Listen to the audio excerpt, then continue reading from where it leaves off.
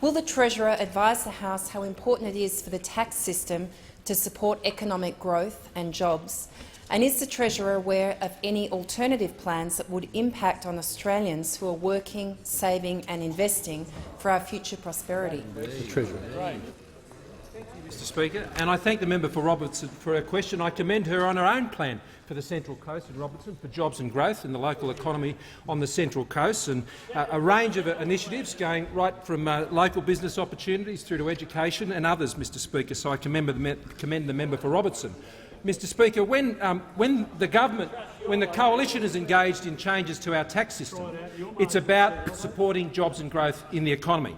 That's our record, Mr Speaker. When last there was major changes to our tax system, that resulted in taxes being cut. Income taxes were cut. Stamp duties on a myriad of issues were cut. Bed taxes were cut. Financial institutions' duties were cut. When we changed the tax system, we improved the situation of Australians by ensuring the tax system is backing people who are out there working and saving and investing. And this is one of the many measures that we're doing, Mr Speaker, to support jobs and growth in the economy, whether it's the Deputy Prime Minister's $50 billion rollout of the National Infrastructure Plan, Mr Speaker, and our greatest trade minister of all time, Mr Speaker, rolling out the most ambitious agenda of trade agreements, Mr Speaker, or indeed the Minister for Industry, Innovation and Science and the innovation statement that will shortly be coming before the Australian people, Mr Speaker. So, Mr Speaker, we are unrolling this national platform for jobs and growth in our economy. And when you pursue tax changes, Mr Speaker, it's about pursuing growth and jobs, Mr Speaker. That's why we're engaged.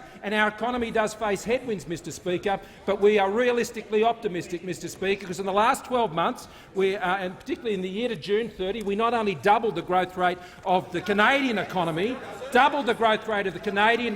which is a comparable economy. We also saw 315,000 jobs created in the last year, Mr Speaker, which is something which is positive for the economy. Now, when we look at changes in the tax system, it is about jobs and growth, but those opposite simply see the tax system as a way to milk the Australian taxpayer, Mr Speaker. And there are alternative approaches on tax, and the most striking one we saw over the last few days was the opposition's plan to double down on the carbon tax they had when they were in government, a 45% target on the reduction of emissions, which would see a carbon tax reintroduced to this country with full fury, Mr Speaker, with absolute full fury. It would be a carbon maxi tax that those opposite would seek to introduce to go after this 45% target that would cost the economy some $600 billion, Mr Speaker, over 15 years. Over $600 billion. It would be an economy-crunching and a job-munching tax, Mr Speaker, that would come from those opposite if they ever got their hands on the carbon tax levers again. What is it about carbon taxes that they just can't leave alone, Mr Speaker? They're like that little child who just has to keep touching it and touching it. They cannot leave it alone. The Australian people sent a clear message on carbon tax.